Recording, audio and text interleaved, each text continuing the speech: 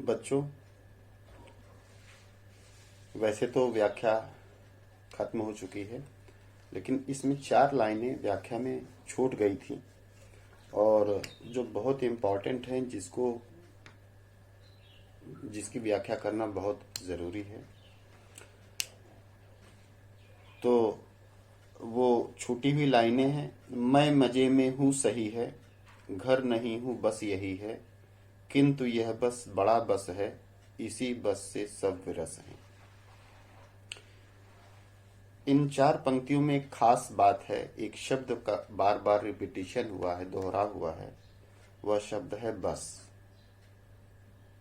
और इस बस के प्रयोग में बहुत ही इसमें इन चारों पंक्तियों के भाव में, अर्थ में बहुत बड़ा चमत्कार आ गया है। इसमें यमक अलंकार भी है इस बस में, क्योंकि यहाँ पर 2 से अधिक बार यूज हुआ है और उसका अलग अलग अर्थ है इस बस का। जब कवि अपने सावन को दूत बनाकर भेजता है अपने घर, अपने माता पिता के पास संदेश भेजने के लिए, तो कहता है, हे सजीले हरे सावन, हे कि मेरे पुण्य पावन, तुम बरस लो वे न बरसें, पांचवें को वे न तरसें। ये बात कवि करता है कि किसी भी तरह से वो, चाहे तुम जितना घनघोर बारिश कर लो, मैं चाहे जितना दुख और पीड़ा में रहूं, लेकिन अपने इस अभागे 5वें पुत्र के लिए उनके मन में किसी तरह की कोई पीड़ा ना हो। उसी के आगे वो कहता है, मैं मजे में हूँ सही है, घर नहीं हूँ बस यही है। वो कहता है कवि कि जाके उनसे कहना कि मैं बहुत मजे में हूँ। मजे में हूँ मतलब बहुत अच्छी जिंदगी जी रहा हूँ, बहुत खुशी से हूँ, बहुत मस्त और आराम की जिंदगी जी रहा हूँ। मैं मजे में हूँ सही है, यह सही है कि मेरी जिंदगी बड़े मजे में गुजर रही है, बड़े आराम से, बहुत अच्छी तरह से गुजर रही है। ये जाके सावन, तुम मेरे माता पिता से जाके ये कहना कि मेरी जिंदगी बड़े आराम से गुजर रही है। घर नहीं हूं बस यही है। यहां बस का मतलब केवल, घर नहीं हूं बस यही है। केवल अंतर इतना ही है कि मैं घर पर नहीं हूं। नहीं तो मैं घर पे जैसे आराम की जिंदगी और अच्छी जिंदगी जी रहा था, मैं जेल में भी वैसे ही आराम और अच्छी जिंदगी जी रहा हूं। बस यही है।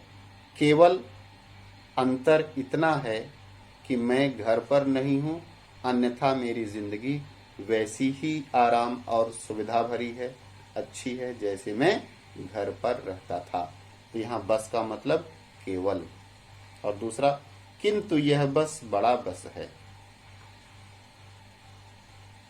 ये जो दूसरी बार यूज हुआ है, प्रयोग हुआ है बस का, वो है किंतु यह बस बड़ा बस है। यहां पर बस का मतलब है बहुत बड़ी, एक तरह से अंतर हो जाना, बहुत बड़ा दूरी हो जाना, बहुत बड़ी बाधा बन जाना, ये भाव इस बस में है। किंतु यही जो केवल शब्द है, यही केवल शब्द जिंदगी का एक बहुत बड़ा फासला बना देता है, जिंदगी की एक बहुत बड़ी मुसीबत बना देता है। किंतु यह बस, पहला बस केवल के लिए, दूसरा बस उस जिंदगी के फासले के लिए, उस जिंदगी की बाधा के लिए जिसकी तरफ कवि इंगित कर रहा है। किंतु यह बस बड़ा बस है। लेकिन यह केवल शब्द बड़ा आसान है कहने में, लेकिन इसने जिंदगी को इतना ज्यादा बाधा पैदा कर दिया है इस जिंदगी में कि मैं अपने उस सुख के खजाने से भरे घर से दूर हो गया हूं। बड़ा बस है मतलब इसी ने जिंदगी के, जीवन के इस फासले को बढ़ा दिया है और हमारे और आप सब लोगों के बीच, अपने परिवार के लिए कहता है, इसने दूरी बना दी है और इसी बस से सब विरस हैं, मजबूर हैं। ये और इस दूरी की वजह से, इस फासले की वजह से, इस कहते हैं कि अलगाव और वियोग की वजह से सब विरस हैं। विरस का मतलब मजबूर हैं। ना हम कुछ कर सकते हैं, ना आप लोग कुछ कर सकते हैं। ना हम वहां आ सकते हैं, ना आप लोग यहां आ सकते हैं, मतलब स्थायी रूप से रहने के लिए। ना मैं जेल, चाहे जितना भी चाहूं, जेल से मुक्त नहीं हो सकता हूं, और आप लोग यहां जेल में आकर रह नहीं सकते। ये बहुत बड़ी मजबूरी बन गई है। यह जो बस केवल शब्द है, यही बहुत बड़ी मजबूरी बन गई है।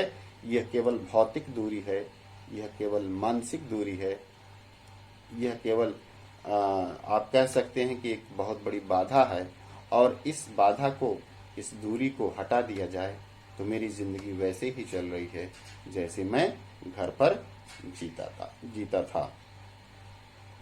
उसके बाद कभी कहता है, किंतु उनसे यह न कहना, उन्हें देते धीर रहना, उन्हें कहना लिख रहा हूं, उन्हें कहना पढ़ रहा हूं। ये सब सारी बातें मैंने आपको पिछले वीडियो में समझा दिया है। अब आते हैं प्रश्नोत्तर पर। जहां तक प्रश्नोत्तर की बात है, इसमें कविता के साथ और कविता के आसपास, कविता के साथ कुल 5 प्रश्न हैं और कविता के आसपास कुल 2 प्रश्न हैं। लेकिन आपको सब नहीं करना है। मैं जो प्रश्न बोलूंगा, यहां पर बताऊंगा, आपको केवल वही प्रश्न करना है। कविता के साथ का पहला प्रश्न है, पानी के रात भर गिरने और प्राण मन के घिरने में परस्पर क्या संबंध है। जब मैंने इसकी व्याख्या की थी तो हालांकि इसको बहुत अच्छी तरह से समझा दिया था। मैं एक बार फिर इस बात को यहाँ पर इंगित कर दे रहा हूँ। पानी के रात भर गिरने और प्राण मन के घिरने में परस्पर क्या संबंध है।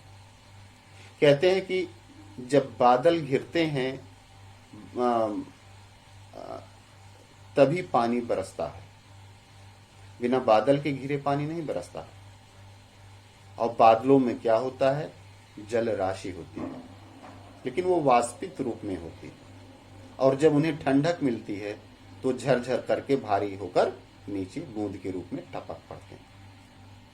यहां पर जो मैंने व्याख्या के समय बताया है, पानी का बरसना और कवि की आंखों से पानी बरसना और कवि के घर पे उसके माता पिता के आंखों से पानी बरसना, मतलब प्रतीकात्मक रूप से हर जगह बरसात हो रही है। भौतिक रूप से जेल के बाहर मूसलाधार बारिश हो रही है। जेल की कोठरी में बैठा हुआ कवि, आंखों से अश्रुधारा लगातार बह रही है। और उसके घर में बैठे हुए उसके माता पिता, भाई बहन के आंखों से अश्रुधारा बह रही है। तो यहां पर पानी हर जगह बरस रहा है। लेकिन भौतिक रूप से जब पानी तभी बरसता है जब बादल घिरते हैं, और यहां पर प्राण मन घिरना, अर्थात जब अंदर पीड़ा, उदासी, बेचैनी के बादल उमड़ घुमड़ कर मन मस्तिष्क में छा जाते हैं, और जब वो बेचैनी, उदासी, वो पीड़ा अपनी परम पराकाष्ठा पर पहुंच जाती है, तो आंखों से वो आंसू बनकर निकल पड़ते हैं। जैसे जब ठंडक कंडेंस होने के पश्चात बादलों में वाष्प के रूप में जमा हुआ पानी बूंद बनकर गिर पड़ता है, वैसे प्राण मन घिरने अर्थात अंदर के दुख और पीड़ा के अत्यधिक हो जाने के कारण अंदर के जो आंसू हैं वो आंखों के माध्यम से निकलकर बाहर आ जाते हैं। तो इस तरह से पानी के रात भर गिरने और प्राण मन के घिरने में परस्पर घनिष्ठ संबंध है। जब तक प्राण मन अर्थात बादल नहीं घिरेगा, दुख और पीड़ा के बादल चारों तरफ नहीं मंडराएंगे, तब तक बरसात नहीं हो सकती। तो कार्य कारण का दोनों के बीच संबंध है। बादल घिरेंगे तभी वर्षा होगी, दुख पीड़ा उदासी बेचैनी होगी तभी आंखों से आंसू गिरेंगे। ये दोनों में परस्पर संबंध है। माय के आई बहन के लिए कवि ने घर को परिताप का घर क्यों कहा? क्योंकि ये दूसरा प्रश्न है। परिताप का घर का मतलब दुखों से भरा हुआ घर। एक बहन जब मायके में आती है तो उसके लिए बड़ा ये सुखद क्षण होता है। उसके लिए आजादी और आनंद का और उत्सव का दिन होता है। जब वो मायके में आती है तो खुल के सांस लेती है। लेकिन जब उसकी बहन आई कवि की, तो उस घर का ज्येष्ठ जो पुत्र है अर्थात कवि, वो जेल जा चुका है। पूरा घर शोक में डूबा हुआ, उदासी और बेचैनी के बादल पूरे घर में छाए हुए हैं। एक तरफ बहन के दिल में अपने भाइयों से, माता पिता से मिलने का एक उत्साह, अंदर से कहते ना एक बहुत उत्कट सुख की अभिलाषा है। लेकिन जब वो आती है तो देखती है चारों तरफ उदासी, बेचैनी और पीड़ा के बादल छाए हुए, क्योंकि उस घर का जो बड़ा बेटा है वो जेल जा चुका है। इसलिए कवि ने बहन के आने पर उस घर को परिताप का घर, जो सुखों का खजाना था, जो जिस घर में हंसियां खुशियां हमेशा खेलती रहती थी, बहन के आने पर वो घर आज दुखों का घर बन चुका है। ये बात कवि कह रहा है। तीसरा प्रश्न है, पिता के व्यक्तित्व की किन विशेषताओं को उकेरा गया है? मैंने व्याख्या में एक एक बात सारी चीज समझा दी है। पिता के संबंध में जो भी पंक्तियां 8 लाइनें हैं, उन 8 लाइनें को एक बार फिर से व्याख्या उसको सुनिए और सुनकर पिता के व्यक्तित्व के उन सारे पहलुओं को अच्छी तरह से लिखिए जो मैंने वहां पर बताया है। चौथा प्रश्न है, निम्नलिखित पंक्तियों में बस शब्द के प्रयोग की विशेषता बताइए। मैं मजे में हूँ, सही है, घर नहीं हूँ, बस यही है, किंतु यह बस बड़ा बस है, इसी बस से सब विरस हैं। मैंने इसी वीडियो में इस बस के बारे में, इसकी विशेषता को अच्छी तरह से इंगित कर दिया है, बता दिया है। इसमें अलंकार है, इसमें लक्षणा शब्द शक्ति भी समाई हुई है और इसी से पूरा का पूरा जो चारों लाइनें हैं, वो चारों पंक्तियां हैं, बहुत अलंकृत ही नहीं बल्कि उत्कृष्ट भावनाओं का एक संगम इन चारों पंक्तियों में समाहित हो गया है। पांचवा, कविता की अंतिम 12 पंक्तियों को पढ़कर कल्पना कीजिए कि कवि अपनी किस स्थिति व मन स्थिति को अपने परिजनों से छिपाना चाहता है। जो कहता है और कहना मस्त हूँ मैं, काटने में व्यस्त हूँ मैं, वजन 70 शेर मेरा और भोजन ढेर मेरा, कूदता हूँ खेलता हूँ, दुख डटकर ठेलता हूँ, और कहना मस्त हूँ मैं, यो न कहना अस्त हूँ मैं। हाय रे ऐसा न कहना कि है कि जो वैसा न कहना, कह न देना जागता हूँ, आदमी से भागता हूँ, कह न देना मौन हूँ मैं, खुद न समझू कौन हूँ मैं, देखना कुछ बक न देना, उन्हें कोई शक न देना। ये लाइनें हैं जो कवि अपने बारे में जाकर बताने को नहीं कहता है और इनकी व्याख्या मैंने इसके पहले के वीडियो में बहुत अच्छी तरह से की है, इन चारों लाइनों की।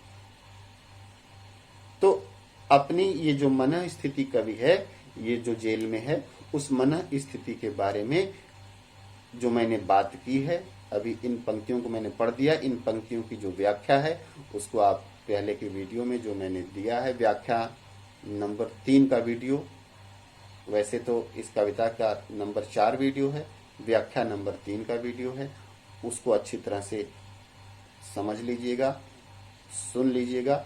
बहुत अच्छी तरह से आपको कवि की मन स्थिति के बारे में पता चल जाएगा जो वो अपने माता पिता से छुपाना चाहता है। अब आते हैं कविता के आसपास। ऐसी 5 रचनाओं का संकलन कीजिए जिसमें प्रकृति के उपादानों की कल्पना संदेशवाहक के रूप में की गई है। इसको आपको करने की कोई जरूरत नहीं है। दूसरा प्रश्न है, घर से अलग होकर आप घर को किस तरह से याद करते हैं, लिखें। यस, इसको आपको लिखना है। ये कल्पना, आपकी कल्पना शक्ति का यहाँ उपयोग होगा। और स्पेशली कभी जब आपके माता पिता आपसे किसी कारणवश कुछ समय के लिए दूर होते हैं, वो चाहे किसी शादी पार्टी में जाएं या किसी अन्य जगह पे जाएं, किसी कार्यवश, तो आपसे वो जो दूरी बनती है, उस दूरी बनने के दौरान आप अपने माता के पिता के विषय में, अपने घर के विषय में आप क्या फीलिंग रखते हैं। और मैं स्पेशली यहाँ के जो हॉस्टल के बच्चे हैं, वो तो अपने माता पिता से दूर होकर ही यहाँ आते हैं, तो उन्हें अपने घर की याद कैसे सताती है, अपने माता पिता भाई बहनों की याद, अपने उन बचपन के दोस्तों की याद कैसे आती है, वो तो बड़े सहज तरीके से उनको महसूस होता होगा। तो वो हॉस्टल के वो बच्चे तो उनकी खुद की अनुभूति होगी, लेकिन और जो बच्चे यहाँ घर पे रहते हैं, अपने माता पिता परिवार के साथ रहते हैं, उनके लिए थोड़ा कल्पना शक्ति का उपयोग करना पड़ेगा। लेकिन बीच बीच में अगर वो माता पिता से कभी 2-4 दिन के लिए भी दूर रहे हो, तो उनके अंदर थोड़ा बहुत तो ये फीलिंग होगी ही। तो आपको इस क्वेश्चन नंबर 2 को घर से अलग होकर आप घर को किस तरह से याद करते हैं, आपको लिखना है। अपने माता पिता के बारे में, अपने भाई बहनों के बारे में, अपने दोस्तों के बारे में, अपने उन प्यारी चीज़ों के बारे में जिनको आप बहुत बेहद प्यार करते हैं। हो सकता है आपका डॉगी भी आपका बहुत प्यारा हो, आपका कोई पालतू जो पेट है वो बहुत आपको याद आता हो। तो कोई भी इस तरह की आपकी जो याद करते आती है, अनायास याद आती है, उन सारी चीज़ों को आपको महसूस करना है और महसूस करके उसे शब्दों का रूप देकर लिखना है। मैं स्पेशली ये क्वेश्चन इसलिए भी कराना चाहता हूँ क्योंकि इससे आपके वाक्य विन्यास, वाक्य बनावट और आपके जो शब्दों के बनाने, शब्दों को, भावों को शब्दों का रूप देने की जो कला है, जो क्षमता आपकी है, इससे ये पता चल जाएगा कि आप कितना कर सकते हैं। क्योंकि कोई चीज़ इसमें याद नहीं किया जाएगा, कोई रटा नहीं जाएगा। आपकी फीलिंग आप शब्दों में किस तरह से ढालते हैं, ये इस प्रश्न के माध्यम से पता चल जाएगा। तो आपको यह प्रश्न अपनी कॉपी में जरूर जरूर जरूर से करना है।